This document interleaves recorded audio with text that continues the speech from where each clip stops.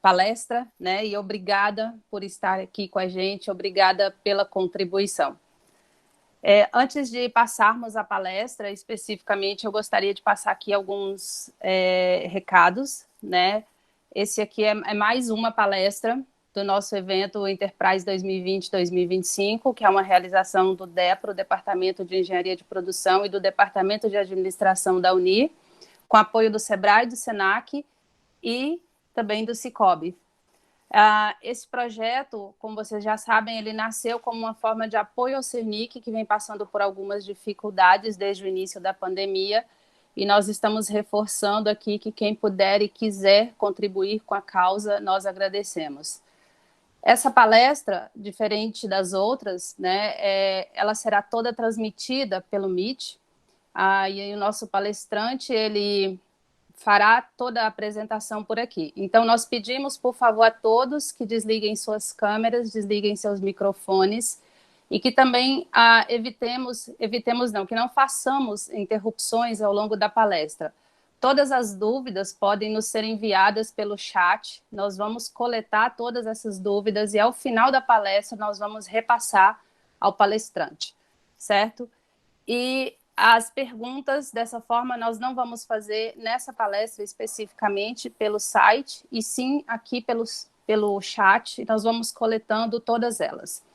Bem, hoje, né, nessa palestra, a nossa proposição é que será abordado com intensidade o que é fundamental e indispensável para que as empresas líderes e seus colaboradores se posicionem perante as demandas da nova economia e sejam protagonistas num mundo melhor e mais colaborativo, proporcionando crescimento relevante para seu negócio e sociedade.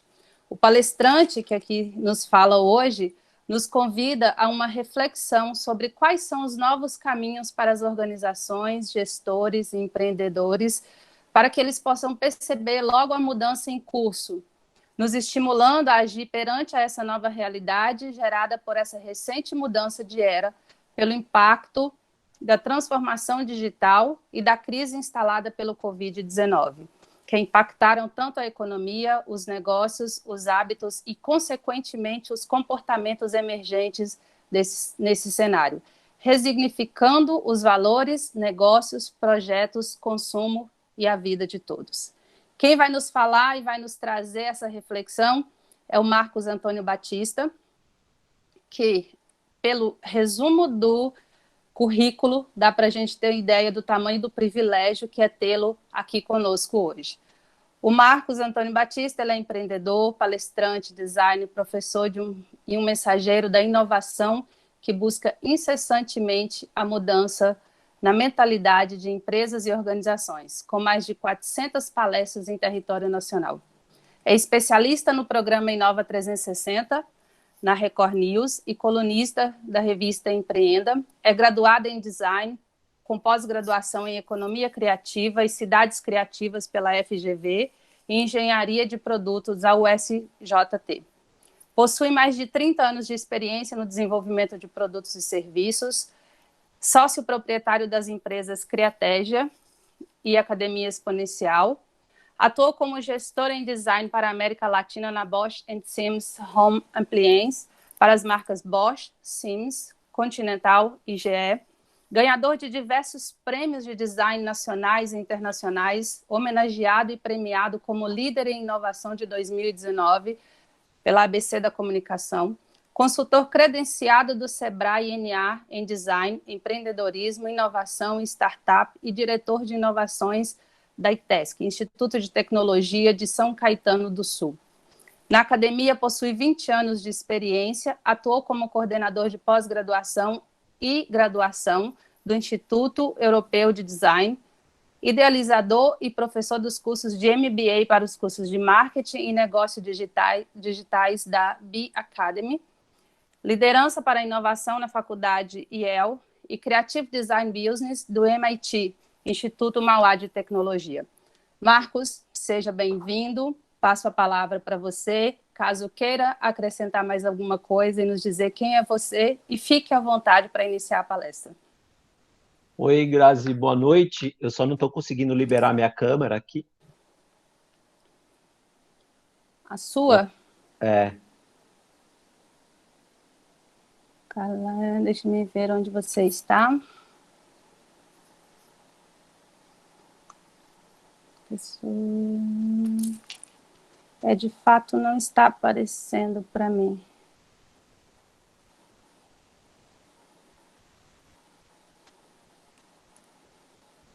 Carla, está por aí? a minha câmera, ela tá desativada aqui. Ela não aparece. Tá como se não existisse, né? Uhum. Só tem o microfone. É porque tá a sua tela está sendo projetada. Se Mas você colocar a sua apresentação, ela aparece a apresentação, mas eu deveria estar aparecendo no quadradinho, mas vamos falar assim mesmo. Vamos embora assim. Eu vou pôr a apresentação e aí a gente vai conversando. ok.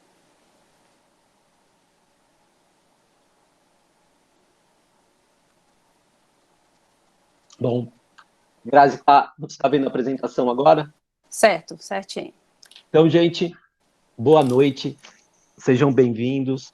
É um prazer estar aqui falando de um assunto do qual eu fico muito atento. Eu já há muito tempo que venho trabalhando cultura de inovação por meio de várias metodologias ágeis e por meio até do entendimento mais do comportamento das pessoas. E quero agradecer a fundação de vocês aí, a Universidade Federal de Rondônia, por esse convite, pelo evento que estão fazendo.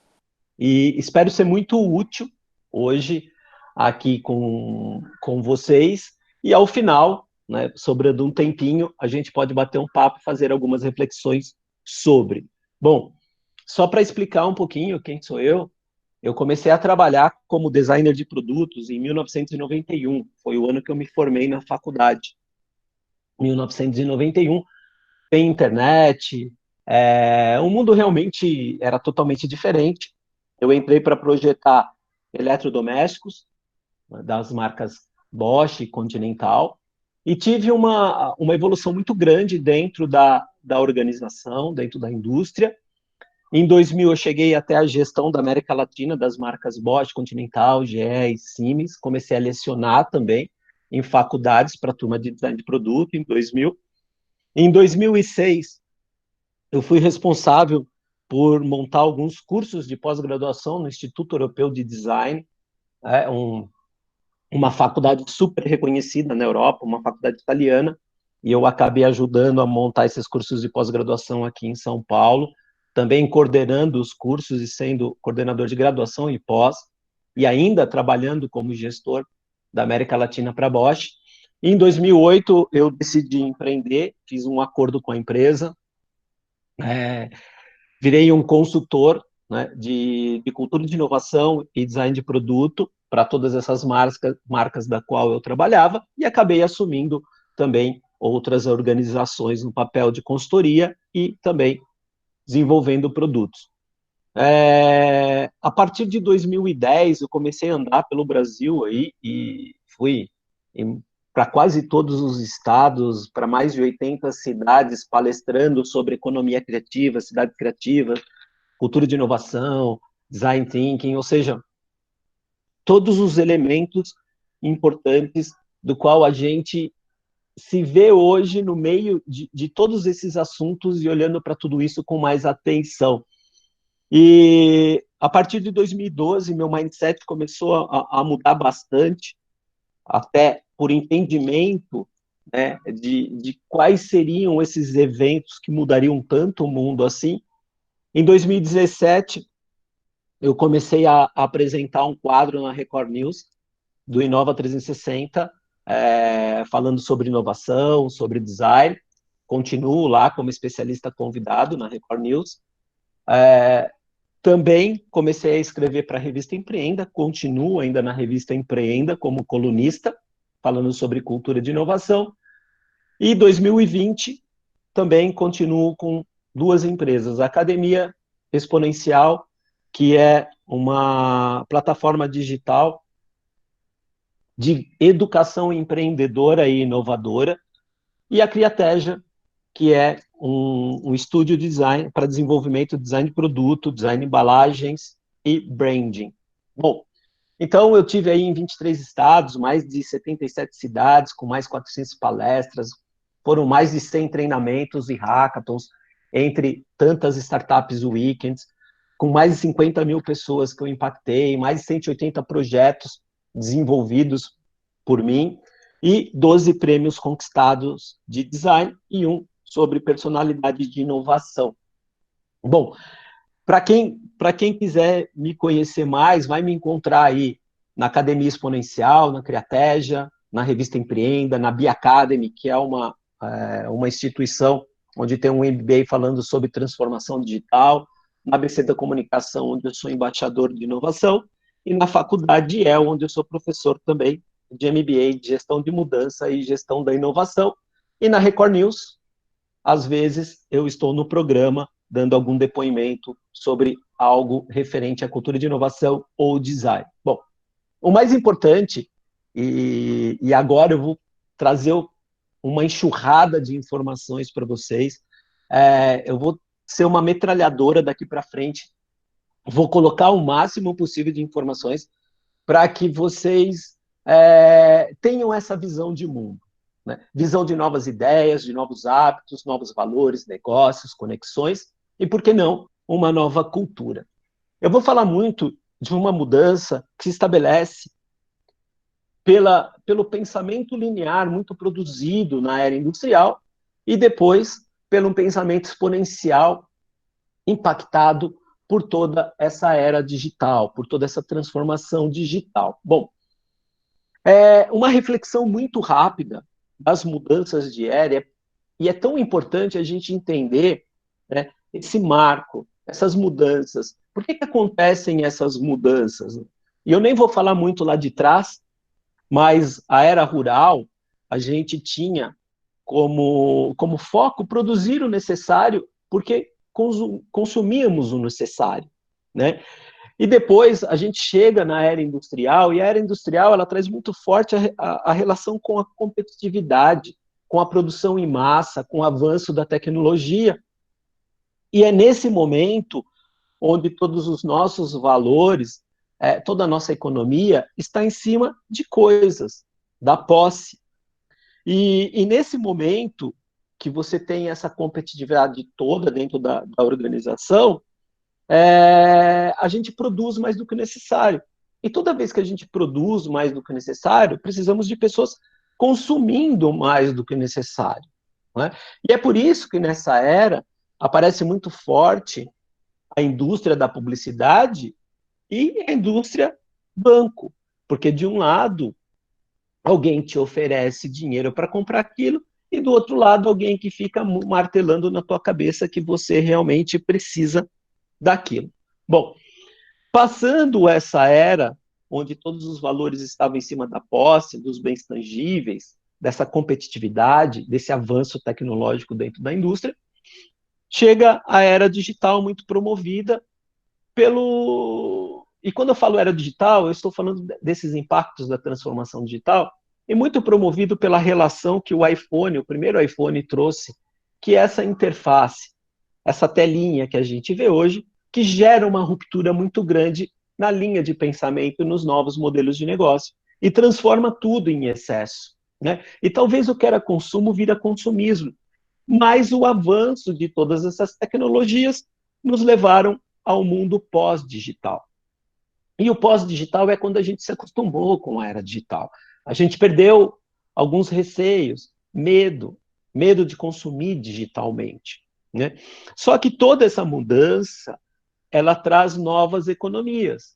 Economia da multimoeda, economia associativa, economia compartilhada, economia criativa. Ou seja, a gente vive hoje novos modelos de economia que não só a economia tradicional, e muito pautado em cima da posse, que era o foco da era industrial, e do acesso, que é muito foco dessa pós-digital.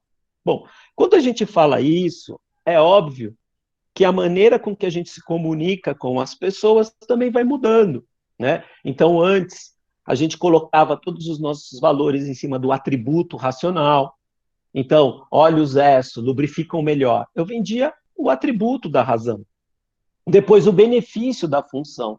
Ora, se lubrifica melhor, ele tem melhor performance. E aí eu falava do motor tendo melhor performance. E aí eu fui para benefícios emocionais. Agora o que eu coloco? Eu coloco que você tem tranquilidade na hora de viajar. É um benefício emocional dos funcionais. E depois, com a evolução, eu coloco segurança para a tua família, valores emocionais. E hoje, uma lata de óleo vende seu sonho, seu destino. Né? Então, olha como a gente vai desmaterializando. Olha como a gente vai colocando os valores em cima daquilo que a gente não vê. E a gente tem também casos onde a gente consegue colocar valor em mercadorias que viram produtos de prateleira, que os valores vão para o fornecer um serviço e que chegam até uma empresa que dirige experiências em todos eles. O que a gente está falando aí? De uma evolução que já vinha sendo acelerada pela era digital e agora chega um corona. Quando a gente olha para esse gráfico que eu apresentei agora, a gente está vendo o seguinte: a morte do mundo que a gente aprendeu, a morte do mundo que a gente consumia, do jeito que a gente chamava alguma coisa pela internet, como a gente podia, por exemplo. Marcos, Oi, desculpa te interromper. tá. Nós estamos visualizando apenas sua tela inicial. Dá uma olhadinha aí, você está compartilhando somente aquela tela do Marcos Batista. Nós não estamos acompanhando a sequência dos slides. Ah, é? Daí. Não, Tati, acho que é o seu. Aqui tá normal. É só o seu, o meu também está funcionando. Também tá normal. Tati, tranquilo normal. então. Também tá normal aqui. Tranquilo então. Desculpa aí. Tá bom? Então, e aí a gente presencia essa morte desse mundo, né, do qual a gente foi acostumado, como procurava emprego, como tomava comida, como assistia um filme, né? E a gente está vendo essa morte muito rapidamente. E essa morte, ela teve esse estado de velocidade de falência muito provocado pelo impacto da transformação digital. E esse impacto da transformação digital são todas as tecnologias exponenciais que saíram do laboratório. E quando elas saíram do laboratório e se conectaram, elas geraram esse novo mundo que a gente chama de exponencial. Esse novo mundo, com essa curva exponencial, ele traz uma velocidade muito grande. Né? E essa velocidade muito grande é pautado pelo que a gente chama de mundo VUCA, volátil, imprevisível, complexo e ambíguo. Então, como é que a gente lida hoje com a falta de previsibilidade, com a dinâmica da mudança, com caos e confusão, com os erros de leitura? Esse mundo VUCA, ele mostra para a gente de que a gente vivia num estado de resistência, mas existe um mundo de oportunidades nesse novo mundo exponencial. Só que quando a gente vive numa coexistência de dois mundos, é a zona de desconforto e medo.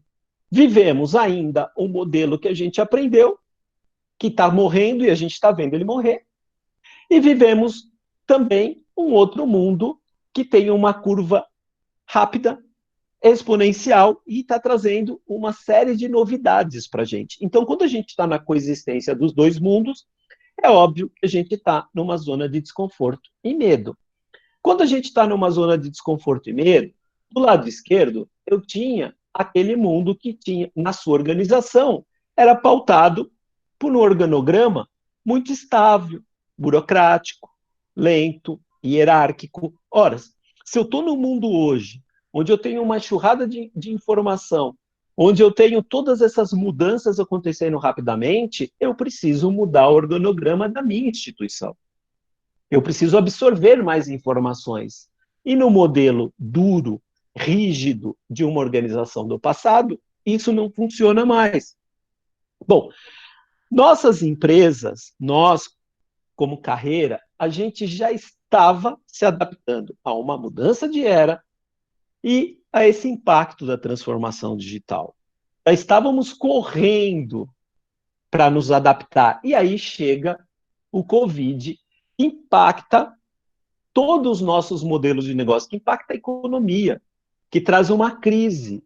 E essa crise é uma ruptura na forma em que a gente vive. Ela traz uma ruptura muito grande.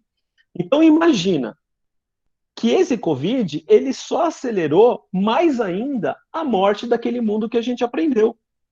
E essa crise, ela traz um desequilíbrio muito profundo nas pessoas, porque ela te tira de um lugar conhecido e ela vai te colocar num lugar desconhecido.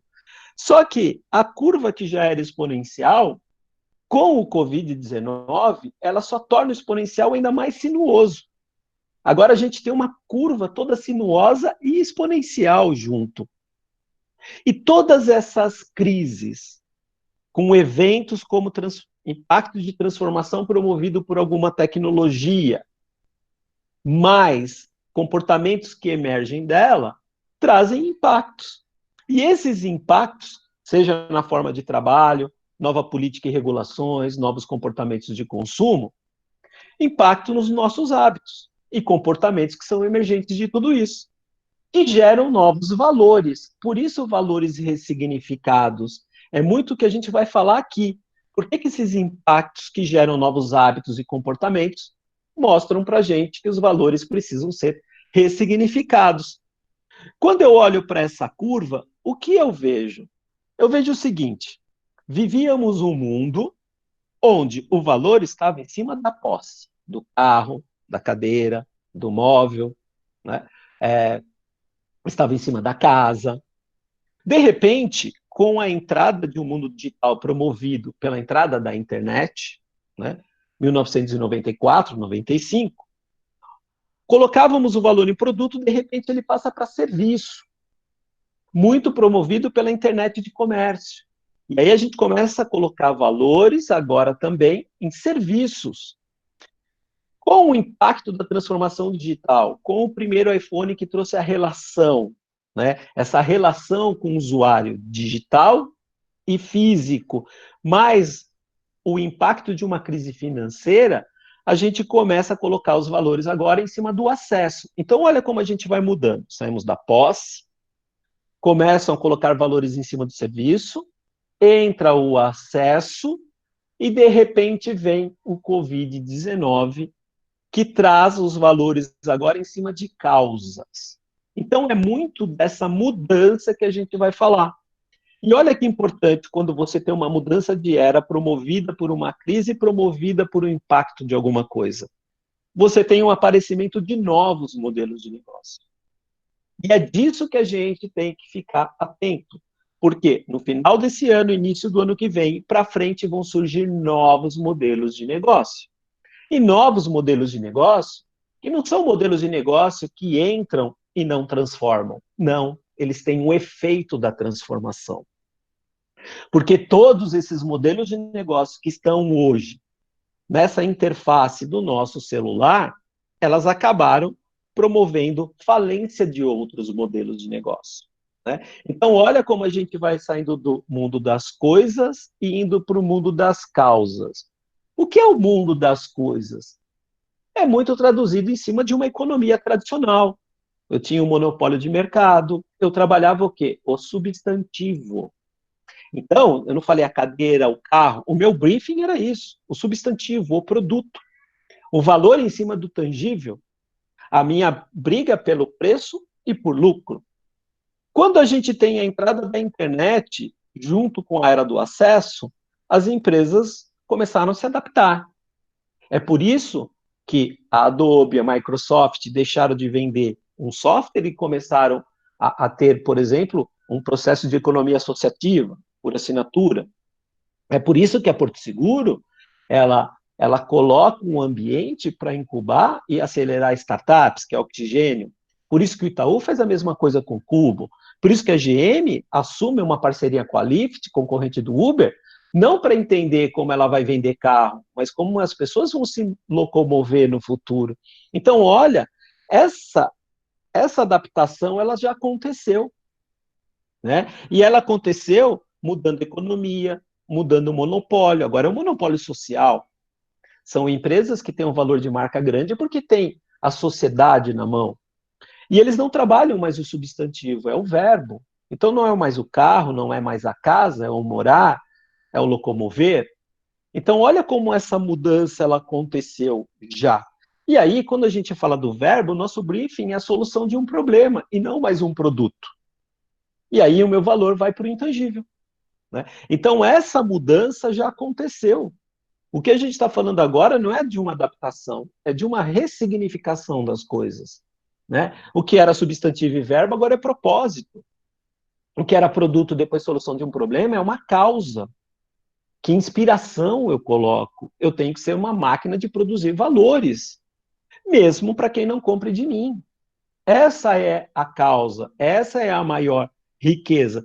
E o que a gente tem aí é essa velocidade, e o Covid, ele só acelerou o falecimento do século passado. Ele adiantou 5, 6 anos, né, do que a gente ia ver. Quando eu mostrei toda essa evolução, eu estou falando daquela primeira adaptação, que é a mudança, a reinvenção na forma com que a gente se relaciona com o nosso usuário. Olha o que é essa mudança. Essa mudança já aconteceu. É uma reinvenção de como eu me relaciono com o usuário, ok? Quando eu estou falando de tudo isso, eu preciso entender que o que a gente já tinha de VUCA, e isso eu já falo há mais de 10 anos, esse VUCA entrou em erupção. Olha o que está acontecendo no mundo. É um tsunami. Tá? E o mundo deu sinais igual ao tsunami. Ele recuou, ele foi dando sinais, só que a grande onda chegou. E essa grande onda chegou e vai mudar uma série de coisas. E essa mudança é de modelo de negócio, é de comportamento, né? É de economia. Então, como é que a gente vai trabalhar nesse mundo volátil, incerto, complexo e ambíguo? Qual é o conceito do conhecimento? Como eu gero uma visão? Como eu obtenho clareza? E como eu consigo agilidade? Né? A gente vai falar de tudo isso. Quando eu mostrei todos esses slides até agora, eu estou falando de uma metamorfose, principalmente empreendedora, da velha economia para a nova economia. Uma organização que tinha um pensamento linear, um pensamento que funciona, mas que já tem algumas características atrasadas, ultrapassadas, eu preciso entender o que é esse pensamento exponencial da nova economia. Se a minha comunicação era o top of mind, chegar na cabeça das pessoas, hoje é o top of heart, chegar no coração das pessoas. Se a minha gestão ela é pelo poder e ego, hoje é por uma liderança, por uma espiritualidade. Se antes eu capacitava pessoas a serem mão de obras, hoje eu preciso capacitá-las a serem cérebro de obra. As máquinas já têm uma tecnologia totalmente evoluída. Eu não preciso transformar o meu homem em máquina hoje. Comportamento, que antes era individualista, hoje é coletivo. O consumo, que era da posse, hoje é do acesso. O valor que estavam nas coisas, hoje está na reputação, na experiência. Todo negócio que eu faço digitalmente hoje, eu classifico as pessoas. Eu tenho a reputação dessas pessoas. Da tecnologia, que passa da 3.0 para 4.0, e do processo, que antes era muito pautado em planejamento e hoje é muito pautado em experimentação. Né? Bom, só para entender um pouco essa cultura do acesso versus posse dessa economia, e o que as empresas, principalmente de manufatura, vão ter que pensar daqui para frente, é assim, imaginem que há 15 anos atrás, eu comprei uma TV.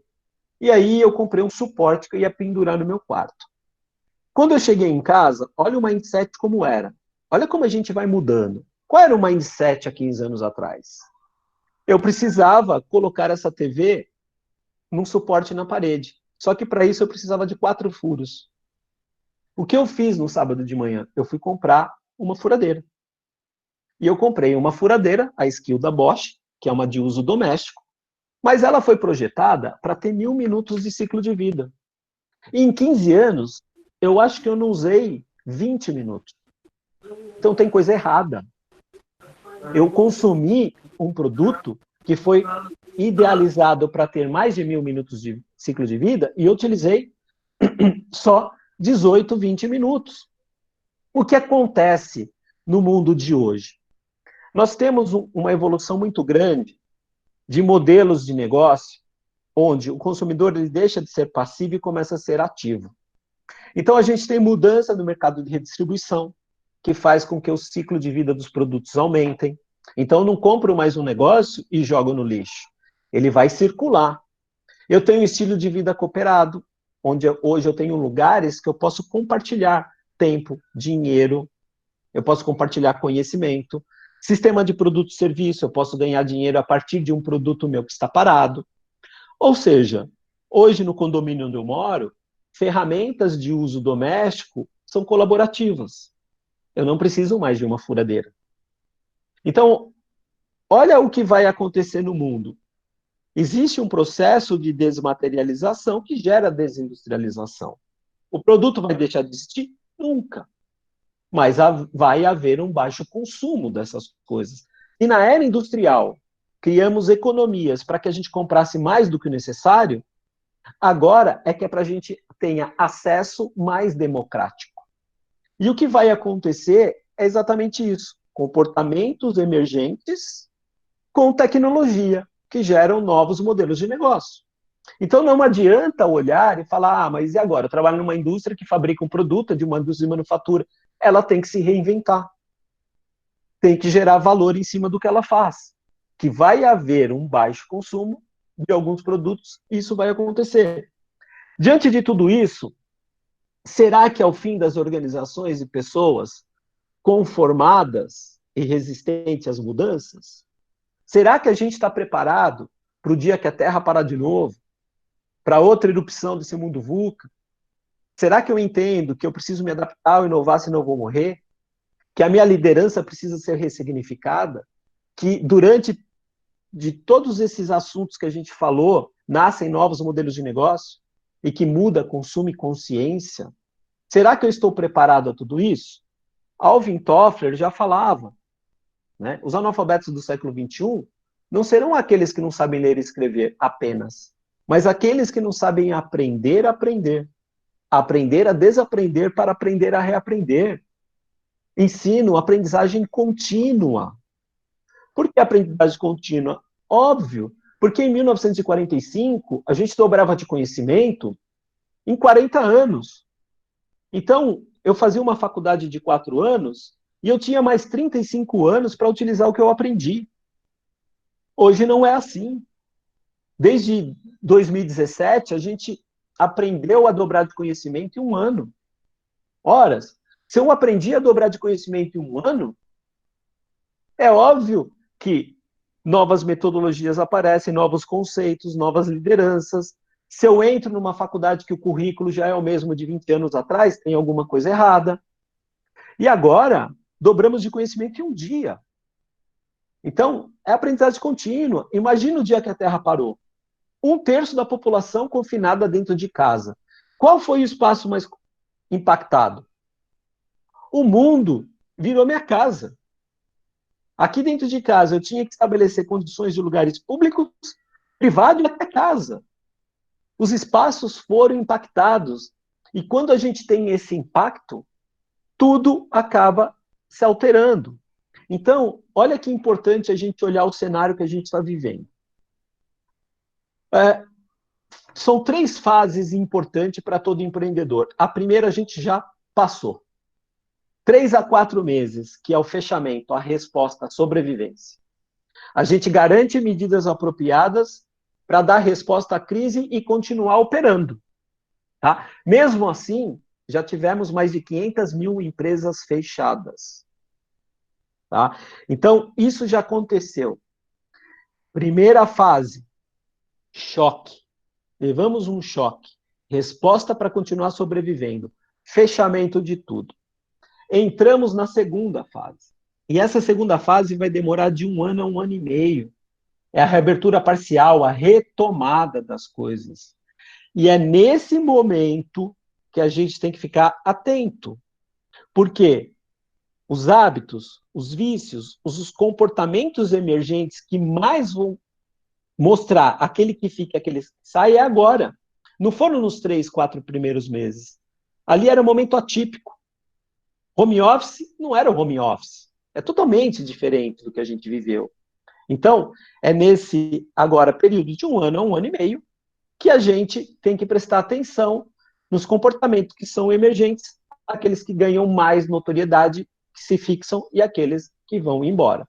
Para que depois a gente reimagine o tal, eu coloquei entre aspas, porque eu não concordo nada com essa pauta editorial que chamam de novo normal, tá?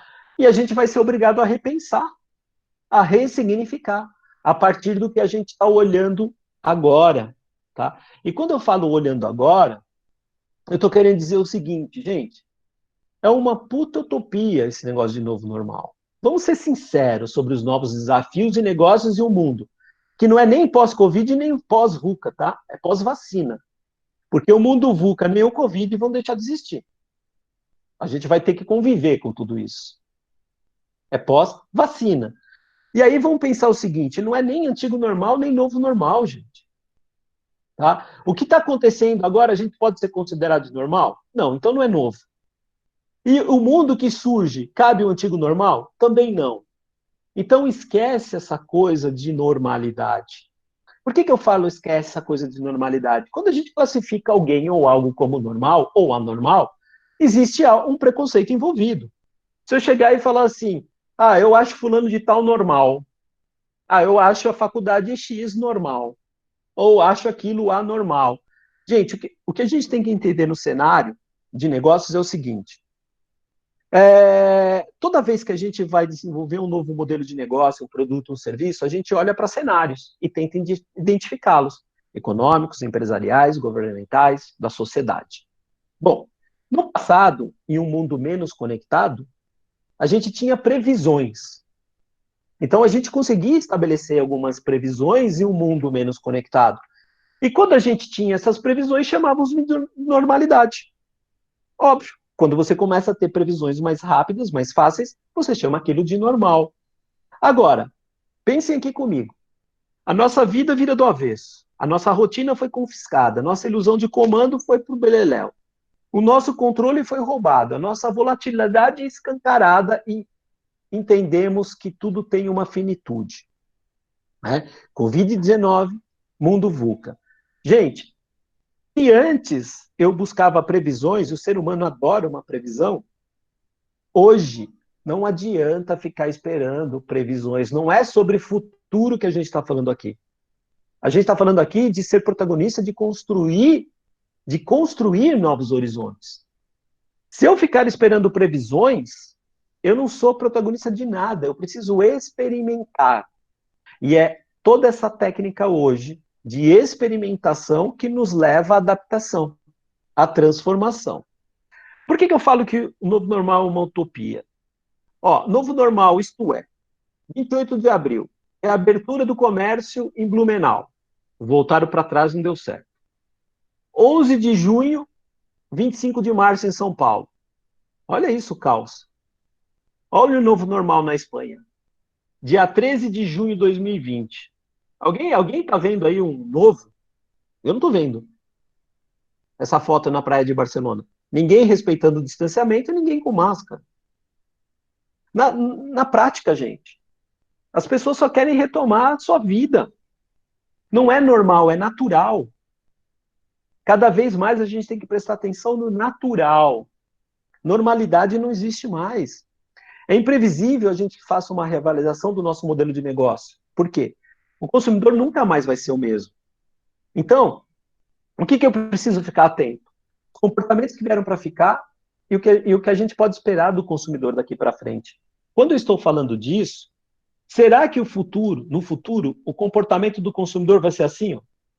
Será que a gente vai comer para o resto da vida desse jeito? Estudar assim? Relaxar assim? Se divertir assim? Viajar dentro de um casulo? Ou comprar assim? Gente, não dá para chamar de tudo isso de normal ou novo normal. E também a gente não pode olhar para o antigo normal. Tá? O que existe hoje é entender que somos pautados por uma dualidade entre opostos muito grande, todo mundo que está aqui. Como é que a gente olha para esses valores emergentes? Olha só, todos nós, em determinados momentos, a gente vai querer continuar, retomar o modo seguro como sempre a gente teve, e em determinados momentos a gente vai iniciar, adotar mudanças ao novo, ok? Só que tudo isso é muito ligado a estilo de vida pessoal das pessoas. Por isso que está cada vez mais difícil essas tais previsões, esse tal futuro. Quais foram os valores que nasceram emergente até agora, que mais ganharam sentido? Valores comuns, tá, gente? Não do ego. Olha só, bem-estar, home office, higiene, saúde, faça você mesmo, gestão do tempo, digital, família, liderança, amor, altruísmo. Tudo isso foi dado de pesquisa de que as pessoas colocavam como valor. Ou seja, teve um certo aumento nesses indicadores. Ora, então eu vou ter um novo significado das coisas. Qual é esse novo significado? O que eu tenho que fazer nesse momento? Gente, nesse momento eu preciso nomear medo. O que é nomear medo? Liga para a carteira de cliente. Qual é o seu medo? Qual é a sua principal preocupação? Qual é o seu novo problema? Toda vez que eu nomeio medo, inclusive na minha vida, eu tenho foco para dissipá-lo. Esse é o momento de renúncia, de reavaliar, de reiniciar. Esse é o momento de saber quem continua do seu lado e quem sai. É esse o momento. Para isso eu preciso nomear medo. Quando eu vou atrás de informações, eu preciso entender que durante esse momento de readaptação, né, o que está mudando na forma dos brasileiros consumirem, comprarem, depois eu até passo essas informações e está gravado, vocês leem com mais atenção. Mas quais são as reflexões? Temas. O que pode mudar nas relações, na casa, no consumo, nas marcas, no trabalho, no aprendizado? E os comportamentos emergentes disso, de como vai mudar. O maior conhecimento sobre os afazeres da casa, o detox de tele de informação, o apoio ao local, o novo varejo físico e digital, a saúde online, a economia, o home office, faça você mesmo. Olha quantas coisas a gente precisa prestar atenção nesse momento. Por quê? Porque os fatores que moldam o nosso comportamento, as nossas decisões e escolha, vêm do contexto social, do contexto físico, das atividades e das motivações. O que eu estou querendo dizer com isso? Gente, a partir de agora, todo o nosso comportamento vai ser pautado pela dualidade entre opostos. Horas eu privilegio o isolamento, horas a conexão. Horas o físico, horas o virtual. Horas o pequeno negócio, horas o grande. Horas eu gero novos hábitos, horas novos vícios. Horas o conceito de produtividade, horas o ócio. Então, olha como tudo isso vai trazer mudança de comportamento, a reinvenção na forma de trabalho, socialização e ocupação da casa, o físico e o virtual com uma relação de simbiose muito grande, o entendimento do real tamanho e impacto de cada negócio, um novo mundo com pessoas transformadas. E aí que a gente precisa prestar atenção, tá, gente? Tudo isso que aconteceu não é só para transformar as pessoas em melhores, não. Disso tudo vai sair pessoas melhores e piores. E os limites do corpo e da mente que estão sendo testados. Então, quando eu fiz aquele primeiro panorama, que a gente vem de uma mudança, né? E agora, olhando para essa nova forma de reinvenção e relacionamento com o usuário daqui para frente, como é que vai ser? As novas academias, shopping, lojas, escolas, bares e restaurantes, clínicas, cidades, eventos, o trabalho, a nossa casa, enfim, como é que a gente vai se relacionar daqui para frente com tudo isso? Existem vários cenários e, quando cruzados, a gente pode construir alguma coisa. Por exemplo, uma cidade, espaços de encontros, a valorização do espaço público aberto, a ressignificação dos lugares não lugares. O que é um lugar não lugar? Uma rodoviária, por exemplo, ela só é feita para serviço. É um lugar não lugar. As suas belezas estão ocultas. Trabalhar e repensar a marca de uma cidade. As cidades do Brasil não trabalham branding, place branding. A valorização do local. Por exemplo, tem uma questão muito legal que vai acontecer, é o desenvolvimento assistido, o assessoramento por aplicativo. Por que isso vai acontecer? Porque existe uma coisa do faça você mesmo. As pessoas vão buscar por mais curadoria. Tá? Então, olha quanta coisa está mudando por um movimento que é a revolução do mobile commerce. Não é mais e-commerce, é mobile. O fator sentimento, a reputação e confiança, consciência do ambiental, geração mais longeva, acesso versus pós, eu quero e quero agora. O consumidor está cheio de produto e serviço.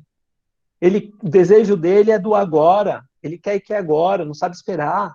Todos somos expert. O menos é mais. Diante de tudo isso, o que ressignifica? O consumo.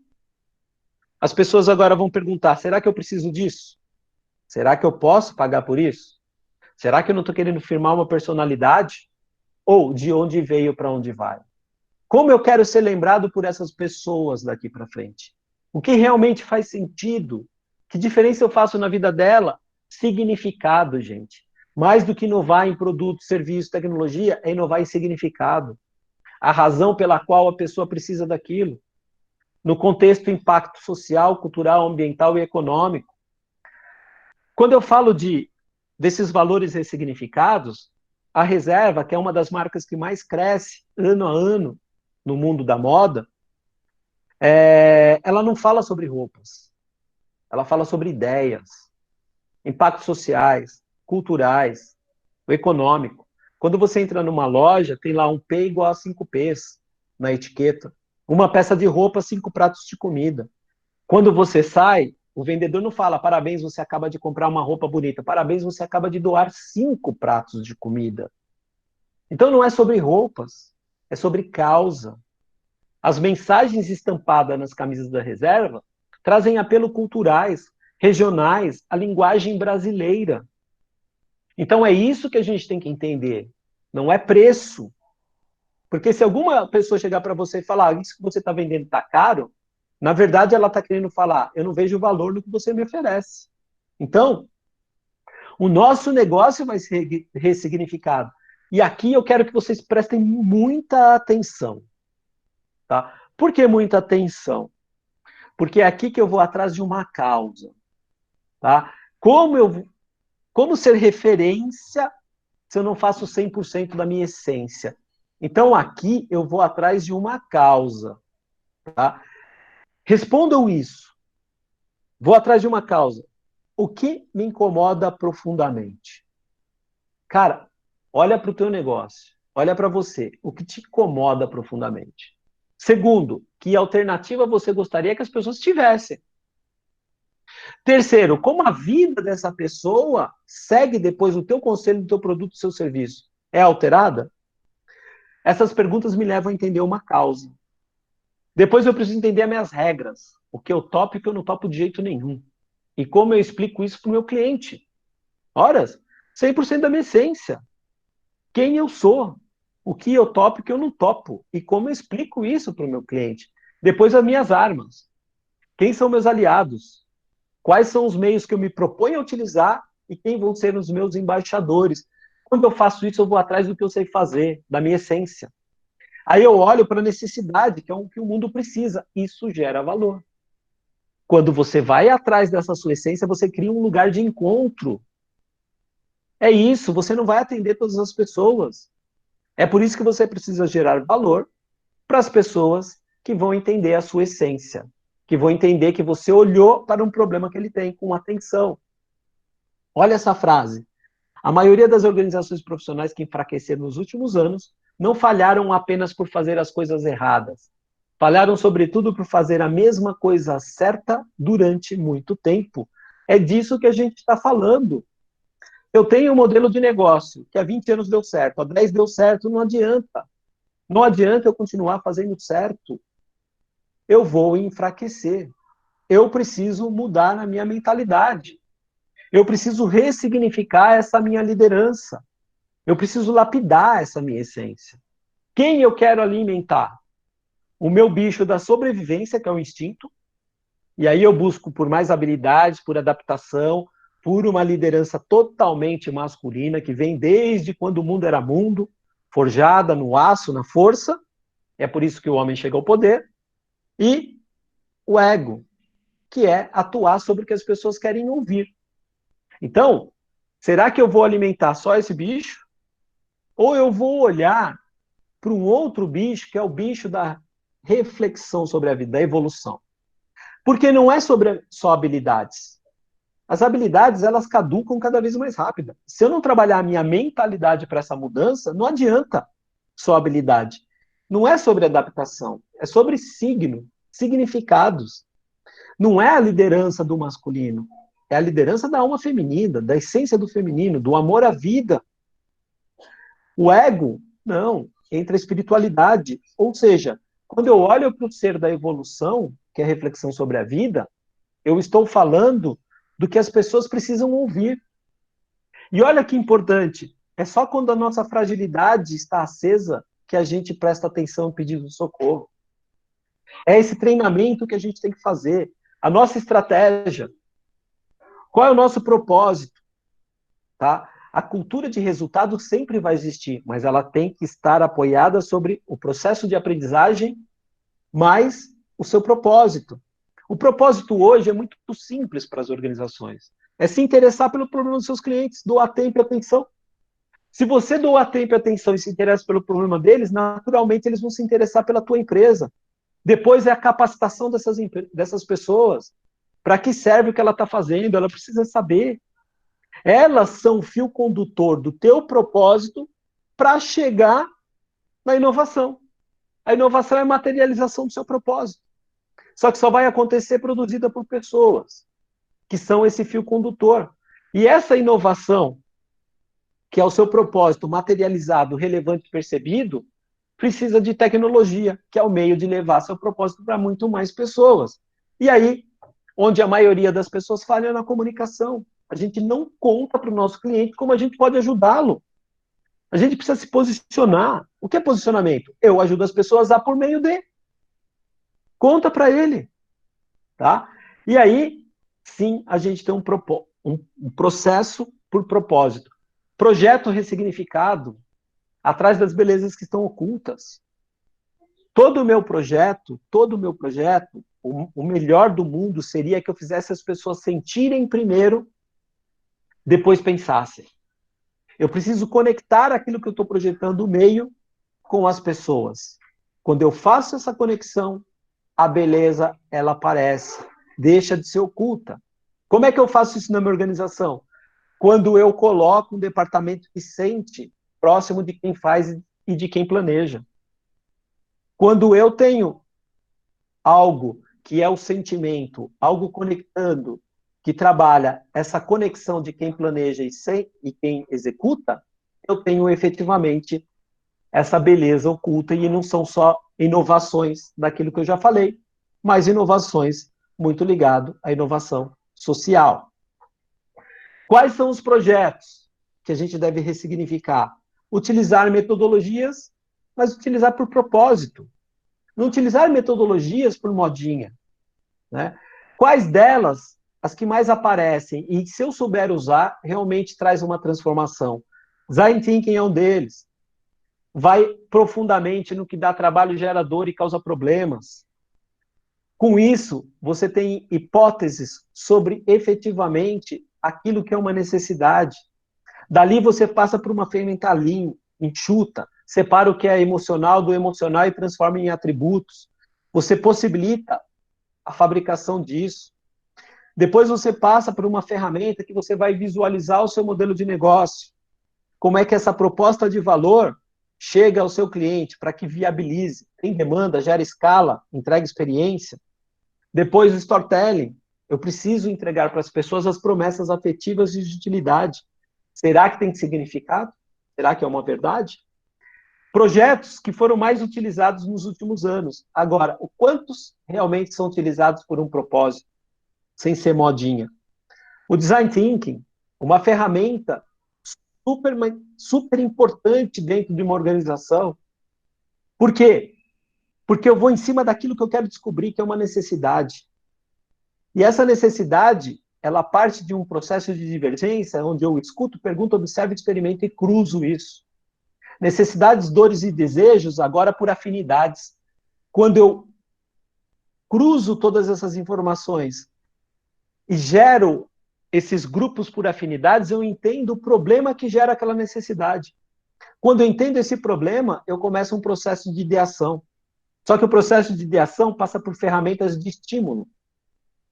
Como é que eu torno um colaborador a criar, a idear, por estímulos de desespero. Então, a gente tem ferramenta que coloca o cara sob pressão, sob desespero. Ele cria sobre essa situação. Analogia, quando ele vai buscar em setores diferentes algo que pode ser utilizado no que ele faz. Imaginação. Ele começa a gerar hipóteses. E se fosse assim? Volta a ser criança. E o ambiente. O ambiente propício a esses estímulos. Aí sim, eu abro um campo de oportunidades. E esse campo de oportunidades vai fazer combinações, conexões, interações com o quê? Com as minhas emoções, com as minhas memórias, com os meus pensamentos e com todas as informações que eu tirei do primeiro processo. Aí eu entrego o porquê. Né? Uma outra coisa, a comunicação vai ser ressignificada. As pessoas não compram o que você faz, elas compram o porquê você faz. E o que você faz serve apenas como prova do que você acredita. Círculo Dourado de Simon Sinek, mostrando a importância do porquê e não do o quê. Outro, elementos de valores. Será que efetivamente eu mostro para o meu cliente os elementos de valores que eu entrego? Como simplificar, economizar tempo, reduzir esforços, evitar problemas? Elementos racionais. Ou emocional, reduzir ansiedade, dar bem-estar, recompensa. Ou de mudança de vida. Imagina uma empresa que tem um elemento de valor, dar esperança. Ou um elemento de valor, gerar senso de pertencimento. Uma instituição de educação, ela pode ter esses elementos de valores, devolver esperança, motivar, gerar senso de pertencimento. Agora, se eu não comunico e não mostro isso, o meu cliente não sabe. É por isso que eu não tenho valor. Né? É por isso que eu não sou relevante, é por isso que eu não sou único, é por isso que eu não sou premium. Porque eu não demonstro esses valores. E as conexões que eu tenho com o meu usuário. Tá? Isso daqui eu só vou mostrar um mapa de que é como eu me conecto continuamente com o meu usuário hoje, em todos os momentos. Desde quando eu reconheço uma necessidade, quando eu solicito, ou quando eu dou uma resposta a isso. Tá? Aparecem novos modelos de negócio. Depois vocês podem olhar isso mais atento, até passo essa apresentação, que traz um pouco a característica disso. Mas eu quero dizer isso, jornada do usuário. Será que eu entendo todos os momentos e situações pelo qual o meu cliente, o meu usuário passa, utilizando o meu produto ou serviço? Quais as atividades em todo momento e situação? Quais os pontos de contato? Quais as barreiras e oportunidades? Principalmente, qual é o mapa emocional? As pessoas falam muito experiência. O que é experiência? Experiência é uma fórmula. Experiência positiva é quando você tem conveniência e felicidade. Conveniência é como ele utiliza da maneira com que ele imagina. Isso é conveniência. Quando eu utilizo alguma coisa da maneira que eu imagino. Agora, o que é felicidade? É quando a expectativa dele é real. Ou seja, a expectativa menos realidade. Então, o que é o mapa emocional aqui? É exatamente isso. Expectativa menos percepção. Onde o cara está insatisfeito? Onde a expectativa dele não bateu com a realidade? E onde eu não entreguei conveniência para ele? E aí, diante disso, o modelo de negócio. Né? Perguntas direto. Quem é meu cliente? Que problema eu resolvo? Que solução melhora a performance da minha empresa? Como estamos entrando no mercado? Como estamos vendendo a solução? Como transformamos cliente em apóstolos? E como a gente escala tudo isso? Ou seja, se interessar, doar tempo e atenção para o seu cliente.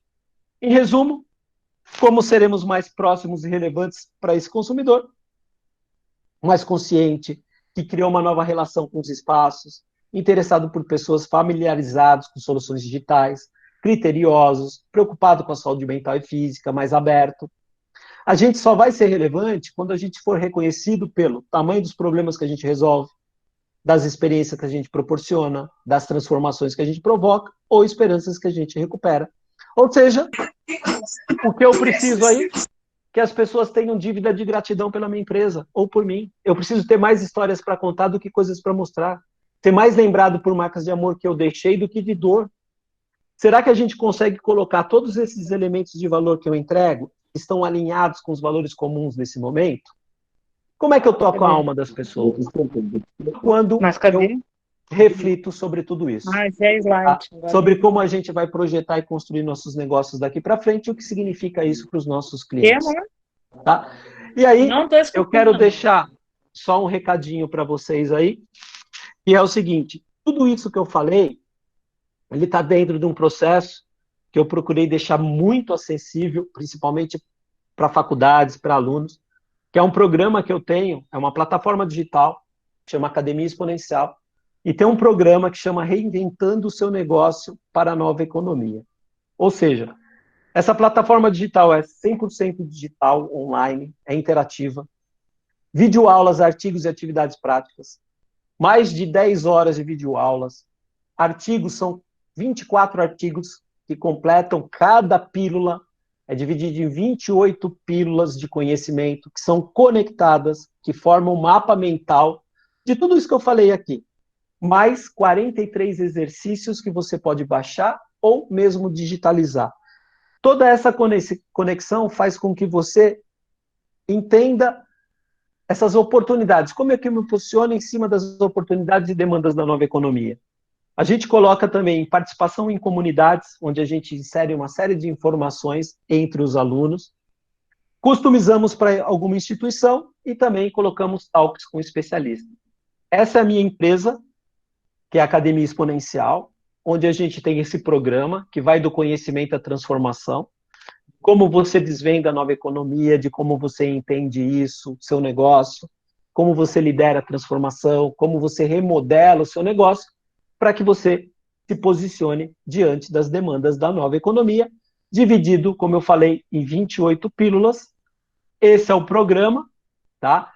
Eu vou passar o site para vocês, vou passar um QR Code aqui para quem quiser conhecer mais, tirar informações sobre isso, mas ele já está validado, ele já está rodando, é um programa totalmente novo, construído aí durante toda essa pandemia, e o trabalho dele é entender como as coisas são, que é a realidade, e como as coisas podem ser, que é o horizonte que a gente pode construir, promovendo isso por um processo de entendimento de cultura e cruzamento com tendências, tá? Eu conversei com o pessoal aí, conversei com meus sócios, e eu pedi uma oportunidade, né? Para quem quiser conhecer, tem aí um QR Code, que leva direto para entender como funciona essa ferramenta, quais são os valores, como tudo isso roda. A gente está colocando aí 30% para quem escreveu o código Alunos Unir, né? Um benefício que a gente quer colocar pelo relacionamento que eu criei aí, pela oportunidade que vocês me deram aqui para fazer. Então, está aí, para quem quiser conhecer um pouco mais, academiaexponencial.com.br, tira aí uma foto do QR Code ou manda ver o código aí que vocês vão entender melhor como funciona tudo isso. E é isso, gente. Para quem quiser me seguir, ou Academia Exponencial, ou Estúdio Marcos Batista, tira uma foto da tela aí. Estou aberto a bater um papo com vocês. Lá eu posiciono todo o calendário, a gente coloca alguns vídeos, algumas informações. E eu só tenho a agradecer, gente. É isso que eu tinha para falar. Agora eu vou tirar a apresentação. Espero ter sido muito, muito, muito útil para vocês. E agora eu estou aí à disposição de vocês. Marcos, eu te confesso Oi. que eu estou, acho que zonza. Esse seria o termo. Parabéns, mesmo, pela quantidade de informações, pela quantidade de ideias, discussões, reflexões. Acho que não só em mim, mas você vai ver aí todos os comentários, né, no site, no chat, na verdade. É uma palestra excelente e nos traz muitas reflexões e muitos questionamentos, na verdade, né? Eu fiquei aqui ouvindo você falar e me pensando na graduação, introdução à economia, a gente chega e fala para os alunos, olha, nesse formato de economia que nós estamos, economia capitalista, né, as empresas hoje pensam em 3 problemas econômicos fundamentais: o que produzir, como produzir, para quem produzir. E aí, assistindo a sua palestra, eu me deparo com outras coisas, né? Qual a nossa causa, quais são as nossas regras e quais são as nossas armas. Será que, e nisso, a gente, ao invés de chegar em um produto a ser ofertado, a gente chega em valor a ser apresentado. E eu fiquei me perguntando, será que esse é o novo formato de economia? Será que nós temos aí também nascendo um novo sistema econômico, não mais baseado em geração de produto, consumo, renda, né, mercado e emprego? Que tipo de cenário será que agora a gente está visualizando? Que tipo de economia será que a gente visualiza nesse novo cenário que agora nós temos? Né? De fato, eu fiquei instigada e, ao mesmo tempo, zonza mesmo com todas as informações e pensando o que será de agora em diante. Não é só mudança de perfil, não é só mudança de visualização do que ofertar, de negócio. Né? É uma nova economia. É um novo mundo, um novo sistema econômico, né? Que eu não sei que nome que a gente pode dar. Eu não sei se você concorda assim, se você tem essa visão. Eu tenho sim, Grazi, assim, as mudanças, elas não são só pautadas pela curiosidade do ser humano, que gera um vetor importante que é a tecnologia, e quando a visão e tecnologia cruzam, geram essas transformações. Mas é muito pautado também na nossa evolução, nas necessidades do planeta, né? Então, quando a gente sai do produto para o acesso, isso ajuda a uma economia que favorece o planeta. Quando a gente democratiza algo, a gente está levando mais conhecimento a uma população. Ou seja, a gente tem um movimento que é a nossa evolução, é um movimento de SOS Planeta, é um movimento que não tem como, né? O modelo econômico, industrial que a gente presenciou não cabe mais. Ele não cabe mais. E a gente está percebendo essa falência, né? É claro, o mundo existe uma desigualdade gigante, existe N fatores, né? Mas as economias, elas se modificaram, né? Outro dia eu estava num painel de educação e o trabalho era falar sobre como inovar na educação. E eu falei que não era inovar na educação, era educar a inovar. É o contrário. Então, o que a gente tem que começar a fazer são reflexões, perguntas. Eu estava também num painel de economia criativa e perguntaram qual era a maior dificuldade hoje da economia criativa no país. E eu falei que era o simples fato de que não ensinaram o que era economia para os criativos. Então, assim, a gente tem que fazer uma análise, uma reflexão de todas essas mudanças e entender o seguinte: eu, por experiência própria, eu rodo o Brasil inteiro, trabalhando cultura de inovação, público, privado, acadêmico. Olha, bem aquilo que você falou. O olhar primeiro é sobre a essência do ser humano, não a racionalidade do ser humano. É você distinguir a causa. Porque toda empresa que eu gerei um trabalho onde a gente esquece de crenças e valores do passado e olha para a causa, olha para a tua essência, constrói um propósito em cima, óbvio, olhando das demandas da nova economia, é fato. Você engaja as pessoas que trabalham com você, você coloca um entendimento antes de cultura, primeiro do que estratégia, né? Você trabalhar estratégia sem trabalhar a cultura de onde você trabalha, isso vai dar errado. Então, eu não vejo, assim, por experiência própria, mais condições de a gente fazer coisas do jeito que a gente fazia de 10 anos para trás. Concordo. Eu não sei como vamos atravessar essa etapa, né? Mas como as economias como a nossa, economias em desenvolvimento, ainda pautadas nessa forma tradicional de produção, como vamos atravessar esse processo? Mas você tem toda a razão. Tati? Ô, Grazi, eu peço desculpa só para falar aqui que eu nem vi a hora, tá?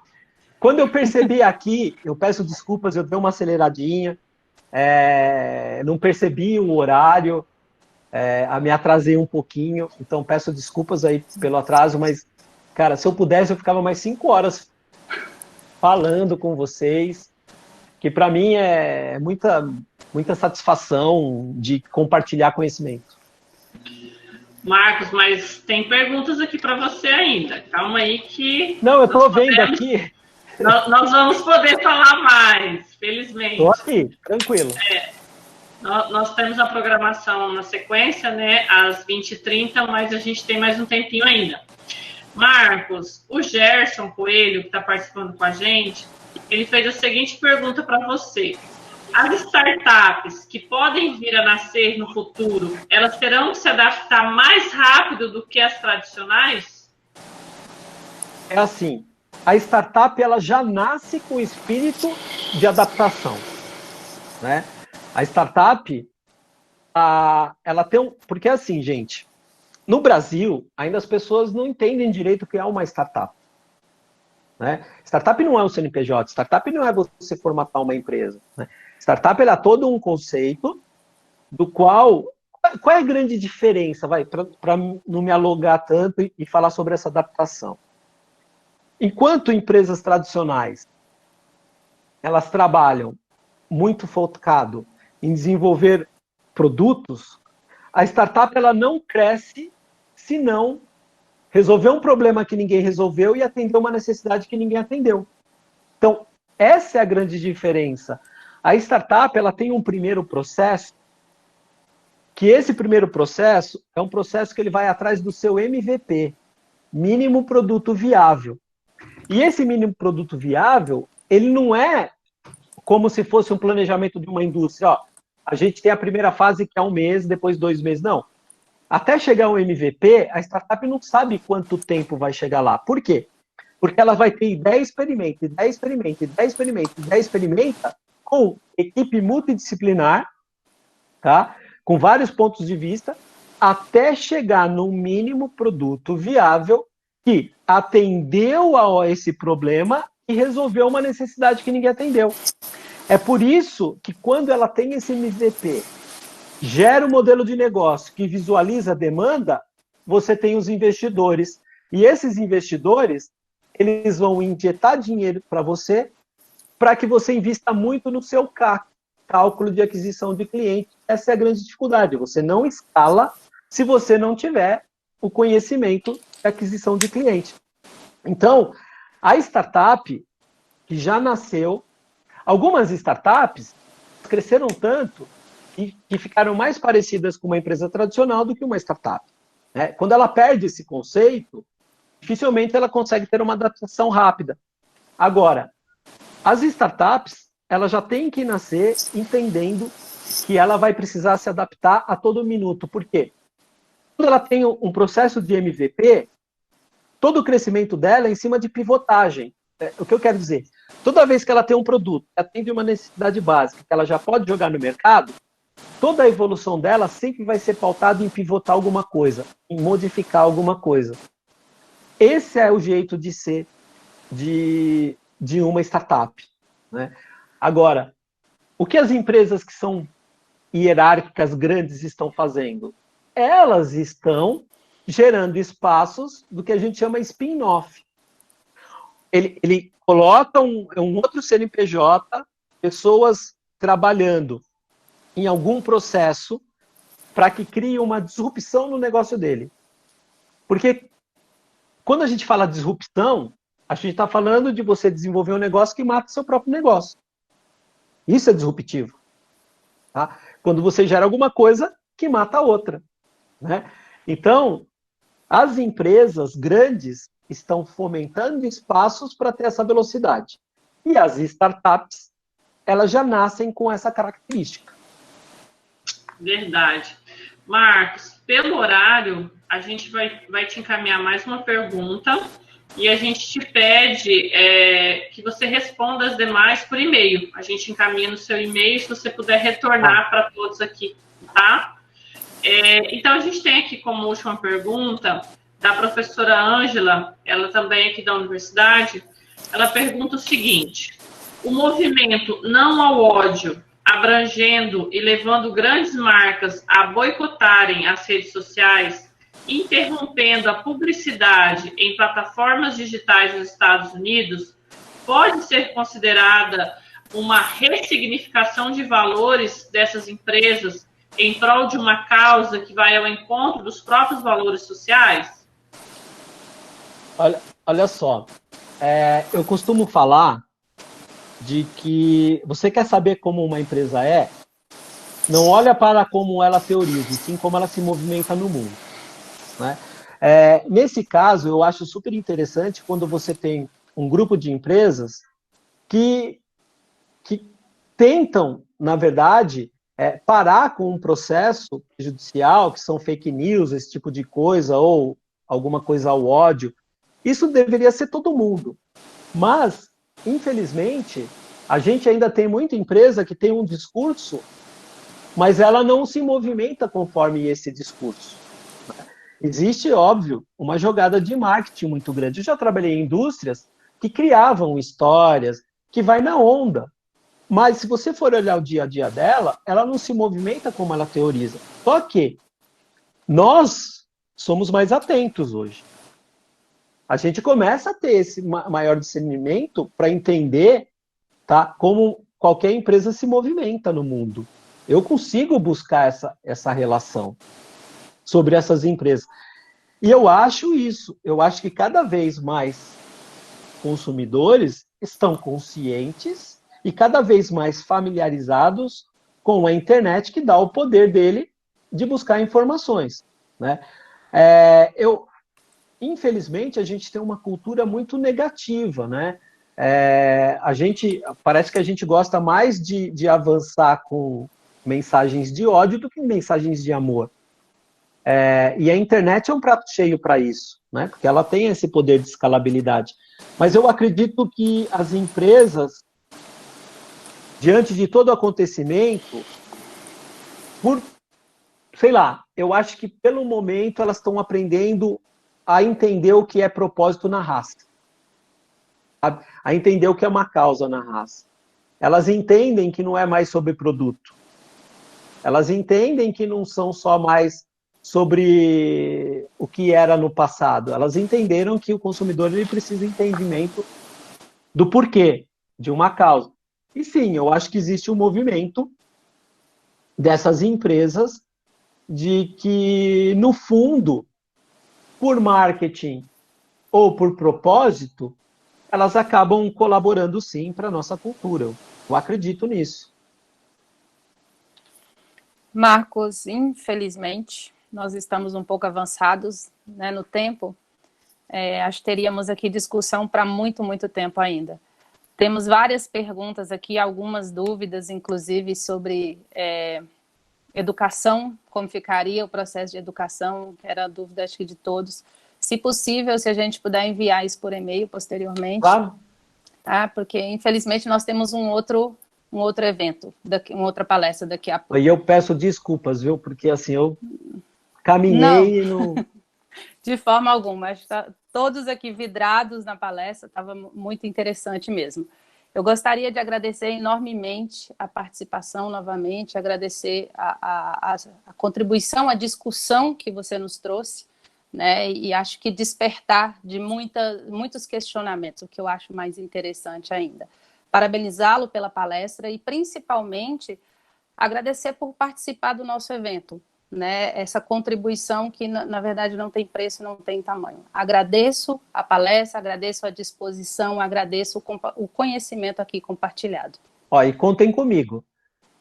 E todas essas perguntas, talvez eu não consiga responder tudo de uma vez, olha, fiquem à vontade para pegar um dia, colocar todo mundo junto aqui, e em 1 hora a gente responde junto, tá bom? Ótima também, ótima ideia. Se tivéssemos tempo, a gente continuaria. Tá? Te convido também a assistir a nossa palestra. Claro. Temos mais uma palestra aí na sequência. Tá? Não sei como está seu compromisso, o dia foi cheio, né? Como você mesmo já disse. Mas a gente encerra aqui. Agradeço a sua presença e agradeço enormemente a presença de todos que participaram dessa live. Muito obrigada. Eu que agradeço. Obrigado, gente. Boa noite para vocês. Tchau, tchau. Tchau, tchau. Boa noite, Marcos. Boa noite a todos.